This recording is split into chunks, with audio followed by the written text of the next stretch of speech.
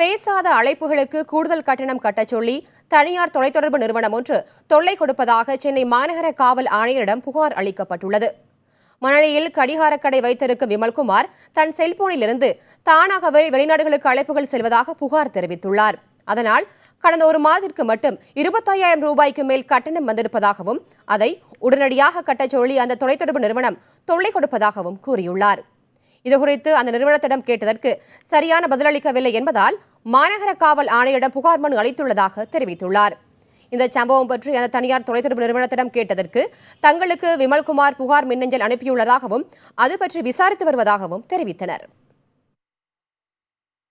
நம்பர்ல பில் பாத்தீங்கன்னா 26,000 வந்திருக்கு இந்த மந்த்ல. ஆவரேஜா 1,200 தான் வரும். அப்புறம் பாத்தீங்கன்னா கேட்டதுக்கு ஐஎஸ்டி கால் ஆட்டோமேட்டிக்கா மிட் நைட்ல போயிருக்கு.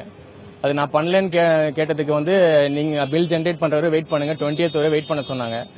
ஜூலை 1st and 2nd இது மாதிரி ஆயிருக்காது. அவுட் கோயிங் அன்னைக்கே கட் பண்ணிட்டாங்க 3rd. அப்புறம் போய் கேட்டதுக்கு 20th வரை வெயிட் பண்ணுங்க, பில் ஜென்ரேட் ஆகட்டும் அப்புறம் பார்க்கலாம். போய் கேட்டதுக்கு இந்த மாதிரி நீங்க தான் பண்ணிருக்கீங்க, இது பில் நீங்க தான் கட்டி ஆகணும் அப்படின்ட்டாங்க. அப்புறம் என்னோட கிரெடிட் லிமிட் எவ்வளவுனா 3,600 தான்.